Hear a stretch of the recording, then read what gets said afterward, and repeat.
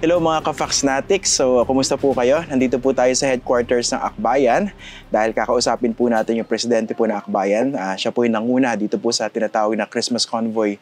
Recently, kung nabalitaan nyo, mayroong grupo ng mga volunteers sa pangunguna ng Akbayan, Citizens Party, at tinangka nila magdala ng konting saya, mga regalo doon po sa ating mga sundalo dyan po sa BRP Sierra Madre na nakadaong po or naka-beach dyan po sa Ayungin Shoal. Alam natin, hinarang sila ng China, pero aalamin natin kung ano ba yung talaga nangyari.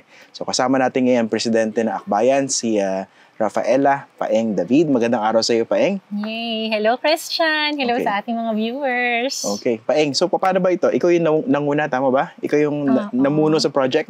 Oo, ako yung, well, dun sa paglalayag, yung tinatawag nila sa akin ngayon ay civilian commanders. So, ayun, isa sa mga co-convener ng ating ITA campaign at kasama nung paglalayag din ng ating mga volunteers. Ikaw yung na-designate to head the mission? The delegation. Bakit ikaw ba? Hindi ko rin alam. Ako yung napagkaisahan ng mga conveners na sumama. Okay. Pero ano naman, learning experience, tsaka talagang exciting din. Okay, so atin to, no? What is this? Parang consortium ba yan or coalition? Well, actually, yun nga yung pinagkukwentuhan namin nung nakaraan. Hindi pa siya talaga, alam, it's a loose gathering and hopefully it also is a space for everyone to come in and take part of. So, hindi siya tipo bang, sa Akbayan yan or sa PRRM yan or sa artists yan. Kasi sa totoo lang, when we started it was a loose gathering of different individuals, organizations na gusto lang magsama-sama tsaka mag-ambag doon sa gusto nating gawing mission. Kaya nga yung sinasabi namin na dapat yung atin ito, pwede siyang sabihin ng kahit sinong Pilipino. Kasi sa totoo lang, yung West Philippine Sea ay sa atin lahat, di ba? So, it's hopefully not just loose gathering of different individuals. It's a space, it's a movement, it's a place where ordinary Filipinos can, really take part of this historic mission and campaign. So, sino nag-initiate? Tsaka kailan nabuo yung atin ito? Halo-halo kasi parang itong mga iba-ibang grupo, matagal na rin kaming nagkakampanya para sa West Philippine Sea and then nagmi-meet sa mga forum, mga activities, and then one conversation led to the next and then napag-usapan, napagkwentuhan. Baka may magagawa ba tayong something creative, something out of the box, something innovative na that can really pull in ordinary citizens. Yung tipo bang hindi yung parang magpapa-activity ka or magpapa-press con ka, something na talagang you want to also show solidarity dun sa frontliners. Hanggang sa napag-usapan na papa-concert ba tayo? Should we pull in artists? Tapos, eksakto, magpapasko. Malapit na yung Christmas. So, napag-kwentuhan, napag-isipan, what if magdala tayo ng pamaskong handog naman dun sa frontliners, lalo na yung mga Coast Guard na araw-araw nilang kinakaharap yung pananakot ng China.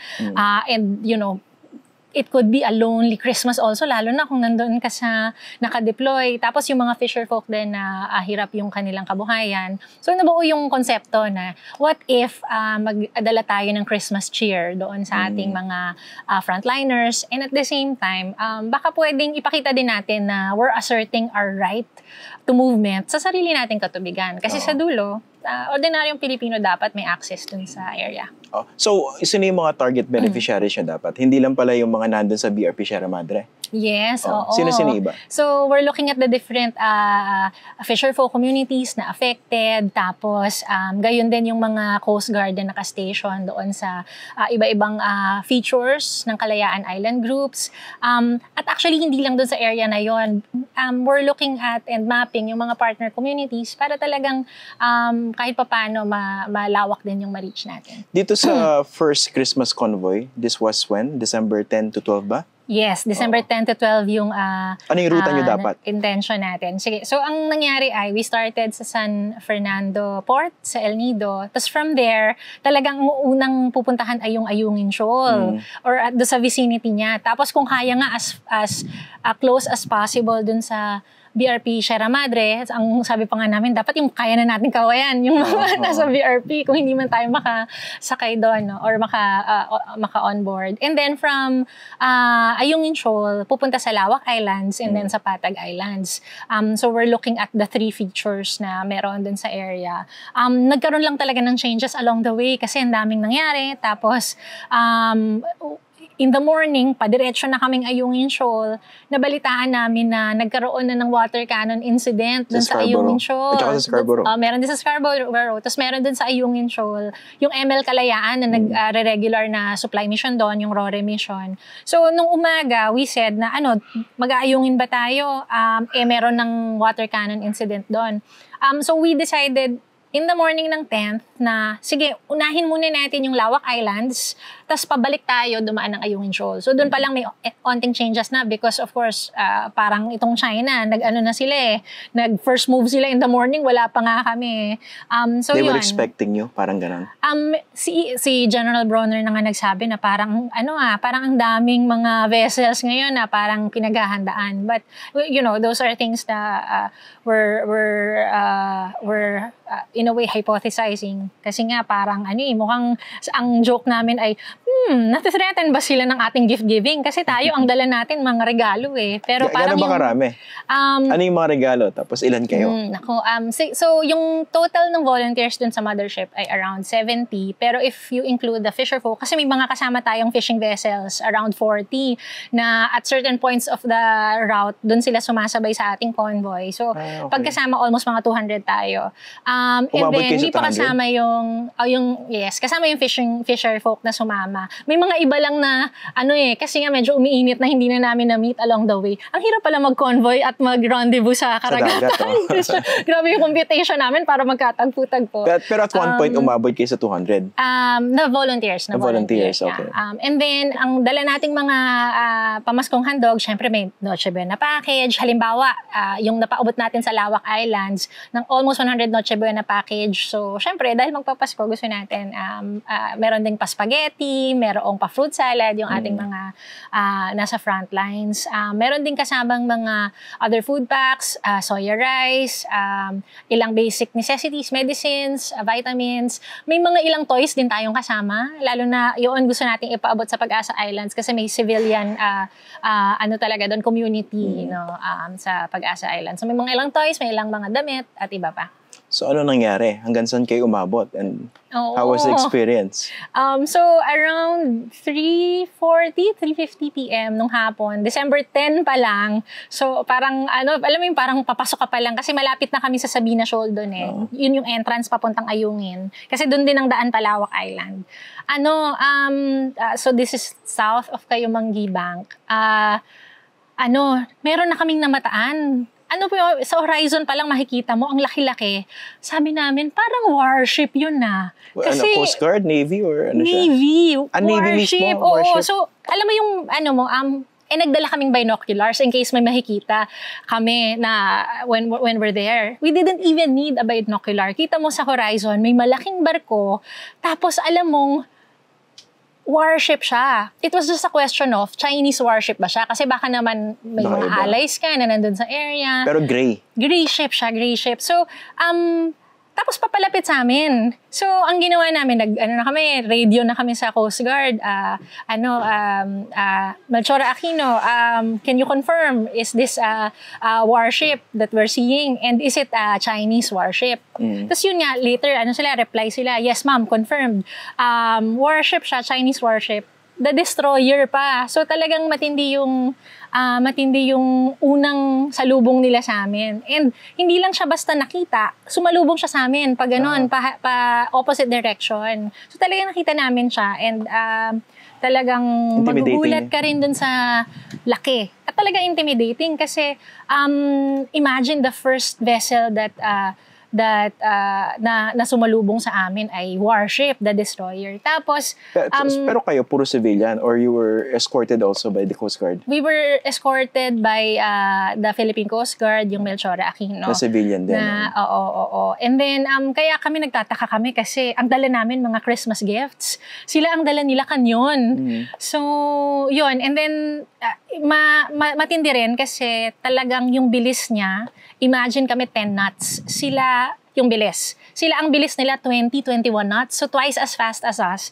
Wala pang 20 minutes, 30 minutes, nalampasan nila kami. Kasi pasalubong siya eh. So parang nang-intimidate? Oo, yun talaga. Tapos wala man lang radio na parang, kasi kapag gano'n, ang etiquette daw pag nasa dagat ka, pag syempre magkakadaanan kayo, lalo na warship siya, magsasabi, dadaan kami, ganyan.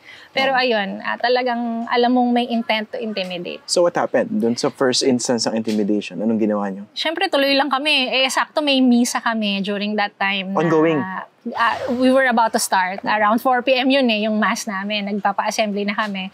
So si Father Robert Reyes, kasama namin, he together with si Father Mon, we conducted a mass. And simula pa lang yung misa, wala pang first reading, may bumulong na sa akin, Ate Paeng, may isa pang Chinese vessel na nakita na mataan in the horizon. So ayun na nga, napansin namin na parang dumadami sila.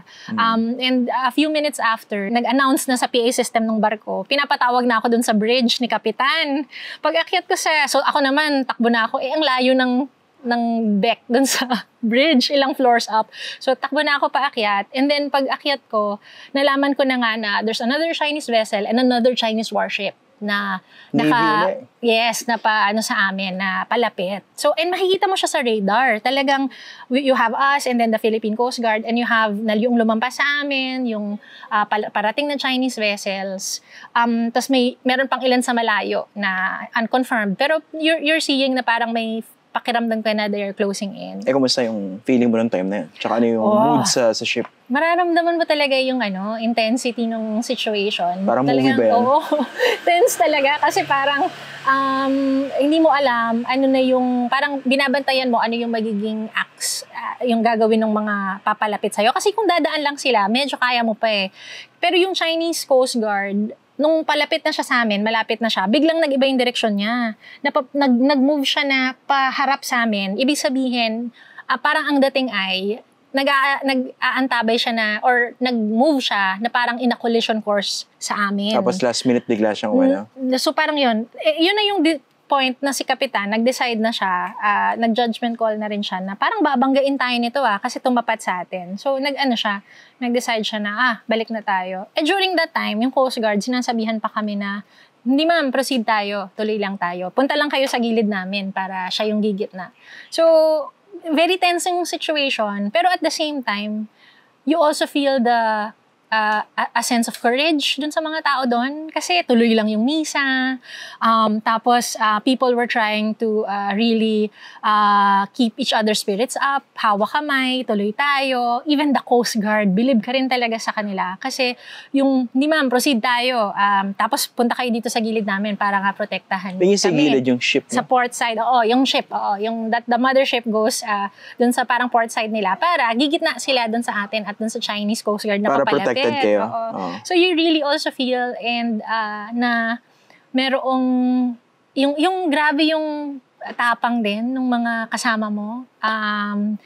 Hands down lalo na sa Coast Guard kasi imagine yun naramdaman namin in a day in some hours sila araw-araw halos yun yung kinakaharap nila yung pananakot ng China. So what happened after that nung nag-decide nag-make ng call yung Coast Guard? What happened? So sinabi ng Coast Guard, ma'am, proceed tayo, tuloy tayo. Si Kapitan medyo decidido na, no, it's final. Babalik na tayo. So parang kahit subukan pa namin maghagil, yung the crew and the engine, yung mga crew din sa engine, na inactivate na ni Cap. para Mas alam bumalik. kasi nila eh. Oo. Siyempre, we also recognize the expertise of the master of the ship kasi nag-aalala din siya dun sa mga pasahero niya eh. Kaya, Tsaka sagutin niya kayo pag may nangyari. Oo. Kahit na medyo yung karamihan sa amin parang, hindi, tuloy muna tayo. Ano pa lang eh, malapit na tayo eh, sayang. But again, we recognize and respect the captain. So nung bumalik, what happened? Di ba may nakalusot na isa sa... Naku, ayan. Masaya tayo kasi, yung mothership natin, kinailangang bumalik sa El Nido. Pero, syempre yung ating supply boat, kasi nga convoy tayo, di ba? Nakalusot. Nakarating dun sa destination natin, nakapunta sa Lawak. And kasi yung supply boat naman, andun yung mga gifts that we wanted to give. At early on pa lang, sinabihan na namin siya na mauna na. Kasi nga, kaya niyang mag-shortcut eh. Kaya niyang dumaan sa shallow waters. Mas maliit siya. Tapos mas hindi siya mapapansin. Tsaka kami, papaayungin pa. Kasi kailangan namin umikot dun sa medyo mas deep. Sila diretso na may ruta sila na diretso sa Lawak Islands. Kaya nasigurado naman natin na makakarating yung ating mga gifts dun sa intended beneficiary. So, nung nakuha na namin... Na-deliver lahat? Na-deliver yung mga ipapadala. Kasi yung ina-portion na natin yung para sa Lawak Island. So, lahat yun na padala sa kanila. So, sa dulo, success pa rin. Kasi yun naman yung pinakamahalaga, that we are able to give the gifts that came from ordinary citizens, maipadala natin dun sa frontliners natin dun sa Lawak Island. So, sobrang hands down naman sa crew din ng ML Shawi. Kasi... Paano nila nagawa? Paano sila nakalusot? Ang magaling, tinanong din namin sila, may mga nakasalubong din daw silang Chinese vessels, pero magaling kasi mag-stealth mode si ML Shawi. Bukod sa pag nakita mo siya, it's a blue, medium-sized fishing vessel.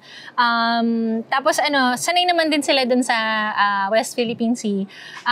Dun din sila nangingisda, kadalasan. At ayun, medyo, ang maganda dun, dahil mas maliit sila, dahil kaya nila sa shallow waters, hindi ka kayang sundan ng mga big vessels ng China. Even kami, hindi namin kayang dumaan dun sa ilang dinadaanan nila kasi malaki yung mothership natin. So, kaya nilang dumiretso. At yun nga, magkikita dapat kami the next day morning sa Lawak Islands kasi yun yung ETA namin, yun din yung ETA nila. So, pagdating nila doon, ang joke pa ay, naku, baka pagdating doon, magulat siya, wala tayo. Sabihin ni ML Shawi, mga sirs, mga ma'am, nasa na kayo? Dito na kami. Where na you? Here na us. So, nauna na sila. So, sobrang, hands down, yan, shout out kay Kapitan Cancer Shula at saka kay Mac doon sa crew nila kasi talaga, they were the ones who really made sure that our mission would in the end be successful. So, this wasn't the first, no? Meron pa mga paparating? Tama. Tama ba? So, ang intention ng grupo ay inaugural lang ito. Ibig sabihin, first time, kasi gusto natin talaga i-normalize at i-regularize na dapat yung mga ordinaryong mamamayan, tayo din ay na-access natin yung sarili nating katubigan. Kasi sa totoo nga lang, hindi dapat controversial yung pagpunta doon, hindi siya dapat rare occurrence. Dapat tayong mga Pilipino, kaya nating pumunta sa sarili nating karagatan. And we're hoping the next year, we can do this again. Yung nag-joke nga kami na baka Valentine's convoy. Kaso, alam na ng Chinese. Valentine's. Oo nga. Okay. Doon tayo pwede mag-date yung mga volunteers natin doon. Kaso baka hindi daw maganda yung alon ng Feb. So, we're thinking baka near summer yung ating magiging next convoy. But again, the intent is really to strategically increase yung civilian presence sa area. Kasi, again, sa dulo, teritoryo natin yan at dapat mga Pilipino yung may access din dun sa area. Ano pa ba yung mga lessons na dapat mapulot dyan sa experience niya? Definitely, it wasn't the last, no? Ano yung mga realizations niya? Sa tingin ko, mahalagang bagay yung meron kang, para siyang test case din ng isang whole of nation approach. Usually kasi pag pinag-iisipan natin yung West Philippine Sea, Coast Guard, may support yung Navy, yung government, may National Task Force ka ng West Philippine Sea. Puro gobyerno. Oo, gobyerno. Pero this time around, you're seeing na you have young people, fisher folk, NGOs, artists, meron kang business sector, meron kang ilang mga political leaders, meron kang, itong t-shirt ko, Team Manila to, may mga So iba-iba talagang grupo nagsama-sama. Kasi parang kung may mga ibang political issues na we may not agree on, pero pagdating sa West Philippine Sea, nagkakaisa tayo and we're united against a big bully like China. And I think yung pinakamahalagang lesson dito ay klaro yung path forward. It's a path na magkakasama tayo kasi sa dulo, klaro sa atin kung sino yung, sa issue na to, klaro sa atin sino yung kaaway. At yun yung China na binubuli, hinaharas yung mga kapwa Pilipino natin. So napakahalaga nung mag-ambagan, magsama-sama, magkaisa, and yung mag-akbayan, di ba, sa isa't isa para masiguradong hindi tuluyang mawawala sa atin yung West Philippine Sea. Despite that clarity, malino naman talaga kung sino yung tama at saka mali. Pero may nakikita pa rin tayo, especially in social media, yung mga Pilipino na pinagtatanggol pa rin yung posisyon ng China, na parang binibili nila yung narrative ng China na kayo pa yung nagpo-provoke. Diba, nadinig mo yan, no? Kayo parang nag-provoke. And I think this is also the line of the foreign ministry. Diba? Tsaka wag daw ipo-provoke. I mean, ano mga naisip mo? Given what you saw first hand, no? Tapos sa social media, may mga ganyang klaseng Pilipino. Yung experience na ang dala mo mga regalo, tapos ang dala nila mga kanyon, parang klaro naman kung sino yung nagpo-provoke. At saka parang, alam mo yung pakiramdam minsan na tayo yung sinasakop, tapos tayo pa yung may kasalanan kapag sa nangyayari sa West Philippine Sea. Grabe yung sense of victim blaming, gaslighting. Kasi klaro naman kung kanino yung karagatan na yun eh. Nasa ruling na yan nung PCA. Yes, exactly. Noong yung court, yung arbitral ruling. Klaro yun sa batas ng mundo, batas ng Pilipinas. Yung West Philippine Sea ay sa atin. I think doon pa lang, alam na natin na nasa atin yung karapatan na maglayag sa sarili nating tubig. Yung China, marami lang siguro silang funds para sa pang-fake news at para baliin at baguhin yung naratibo. Pero sa atin, klaro yon. Sa atin ang West Philippine Sea at ang mga Pilipino dapat yung nakakapaglayag doon. Yun pala atin to, very catchy, no? Who coined that at paano? Naku, paano yung naging process dyan? Maswerte tayo kasi nagbe-brainstorming dati. Doon kasama natin yung sa PRRM. Kasama yung mga artists. Syempre, medyo creative, medyo malikot yung pag-iisip. Yung iba pa, sabi, atin ito talaga. So it was actually our artists who were saying na, oh, maganda yan. Kasi actually, ang maganda sa kanya, any Filipino can say it. Nasa Luzon, Visayas, Mindanao ka man, babae, lalaki, galing sa LGBT. Pag sinabi mo, West Philippine Sea, atin ito, klaro yung mensahe. And at the same time, may pagka-collective atin. It's ours. Hindi siya yung amin na parang it's just for a few people. Merong invitation din for every Filipino to take part and really be part of that movement. Tsaka ang hirap i-counter ng mga makapiling Pinoy, no? Alalagay mo, hindi atin to. Oo nga. Parang hirap kontrahin, no? I think walang magdi-disagree na ang West Philippine Sea ay atin. Parang may invincibility yung messaging. So, shout out sa mga artists natin. Galing congrats sa inyo. By the way, may mga politicians ba na nag-indicate na they would want to join? Kasi ngayon, medyo nabubuhayan yung ibang mga politiko, yung mga dating pro-China. For whatever motive, biglang nagiging atin ito, di ba? Nakikiatin to sila. Shoutout sa mga politikong sip-sip ngayon, sip-sip dati, Ngayon, nagiging patriots, Oo nga. May mga ganyang feelers ba na, miski hindi sila, yung ibang politicians would want to join? Maswerte tayo kasi may mga ilang political leaders who have always been there na hindi talaga natinag noon pa hanggang ngayon. Siyempre kasama si Senator Risa Ontiveros, si Sen Manny, andyan, nagsusupport din. You have not just politicians actually, you have church leaders, sila Bishop Abilio, Bishop Ambo. Kaya talagang makikita mo very broad yung support natin. Yung mga political leaders natin, it's not too late to be part of this movement. Kasi sa dulo, again, kung they saw the light, hopefully, makita nila na ang dapat pinoprotektahan naman talaga nila yung mga interes ng Pilipino. After this Christmas convoy, mas nakatanggap ba kayo ng parang expressions of support from ordinary Filipinos? Yung parang gusto nilang sumama at siguro mas lumaki atin to? Oo, alam mo, nito lang parang pagbalik namin, ang daming dumarating na messages, tapos nagsasabi nga na uy, sama kami next time. Tapos meron ng isang kapitan na nag-message sa akin na, kung may next game ako magkakapitan nung... Siya nag-volunteer? Nag-volunteer. Hindi ko na lang muna papangalanan. Pero yun, nakakatawa kasi may mga ganun din. Coast Guard? Oo.